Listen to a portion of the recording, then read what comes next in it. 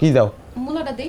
খবরদার মূলা কি লিখে দাও আমাকে এলাকায় আমাকে পাশের বাড়ি এই মূলা খাওয়ালে তালাক হয়ে গেছে হ্যাঁ মূলা এটা কোনো খাওয়া নইল মানছে খায় এক খাইলে পরিবেশ দূষণ হয় শব্দ দূষণ হয় মানছে খায় গরুতে খায় আচ্ছা মূলা খাওয়া লাগবো না, তুই কচু শাক খা। কে শাক কি লিখে না না না কোনো কচু শাক চলবে না কচু শাক খামো কি লিখি আমার কি সমস্যা কি আমি কি তৃণভোজী আচ্ছা কচু শাকও খাওয়া লাগবো না, এই যে পালং শাক টানছে।